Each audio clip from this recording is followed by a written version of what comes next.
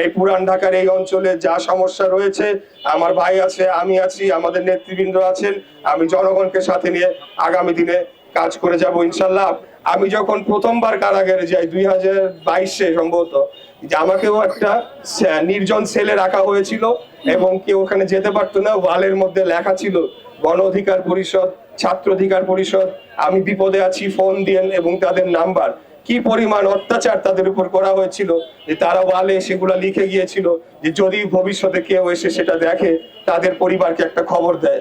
যাই হোক, আমরা একসাথে আন্দোলন সংগ্রাম লড়াই করেছি, একসাথে বাংলাদেশ গড়ার শপথ নিয়েছি। ইনশাল্লাহ আগামী দিনে বাংলাদেশের গণতন্ত্র, বাংলাদেশের স্বাধীনতা, সার্বভৌমত্বকে রক্ষা করব এবং জনগণের অধিকারকে রক্ষা করার জন্য আমরা কাঁধে কাঁধ মিলিয়ে আমাদের এই আন্দোলন সংগ্রামকে তার চূড়ান্ত লক্ষ্যে নিয়ে যাব এবং আগামী বাংলাদেশকে গড়ে তুলব এমন ভাবে যাতে এই দক্ষিণ পূর্ব এশিয়ার অন্যতম শক্তিশালী রাষ্ট্র হিসেবে আমাদের এই দেশ মাথা উঁচু করে দাঁড়াতে পারে ইনশাআল্লাহ। সবাই ভালো থাকবেন, আমার জন্য দোয়া করবেন, আমার ভাই ফখরুল ইসলামের জন্য দোয়া করবেন। আমরা দুজন একসাথে মিলে কাজ করে যাব। এই পুরান ঢাকার এই অঞ্চলে যা সমস্যা রয়েছে, আমার ভাই আছে, আমি আছি, আমাদের নেতৃবৃন্দ আছেন, আমি জনগণকে সাথে নিয়ে আগামী দিনে কাজ করে যাব ইনশাল্লাহ।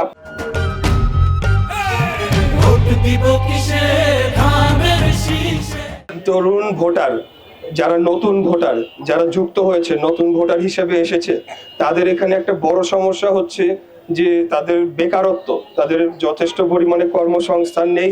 এমন কি অনেক শিক্ষিত তরুণরা রয়েছেন, যুবকরা রয়েছেন যারা কর্মসংস্থান তাদের হচ্ছে না। আমাদের এই অঞ্চল দীর্ঘদিন যাবৎ অবহেলিত, এখানে বিনিয়োগ সেইভাবে হয় নাই, কেন্দ্রীয় সরকারও আমাদের এই অঞ্চলের অবকাঠামো ঠিক মতো উন্নয়ন করে নাই, এবং এখানে কোনো ভালো শিক্ষা প্রতিষ্ঠান সেইভাবে বা প্রাইভেট কোনো শিক্ষা প্রতিষ্ঠান এগুলা গড়ে ওঠে নাই। তো আমরা সেগুলোর উপরে জোর দিব, এখানে বিনিয়োগ বাড়ানোর মাধ্যমে এই অঞ্চলের অর্থনীতিকে সচল করে এখানে কর্মসংস্থানের ব্যবসা করব, কর্মসংস্থানের ব্যবস্থা করব।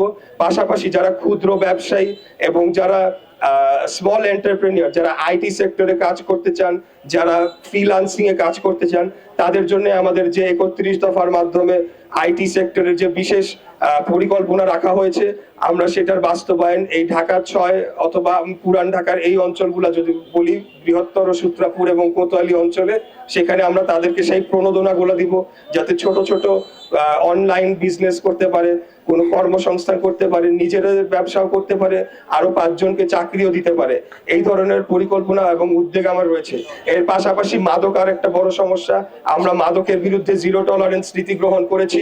আমরা এখানে মাদককে দূর করব এবং এখানে ভোকেশনাল ট্রেনিং ইনস্টিটিউট গড়ে তোলার মাধ্যমে আমাদের এখান থেকে আগামী দিনে দক্ষ জনশক্তি আমরা তৈরি করতে চাই, যারা বিদেশে গিয়ে ভালো কর্মসংস্থান তাদের হতে পারে। এই ধরনের পরিকল্পনা আমাদের রয়েছে।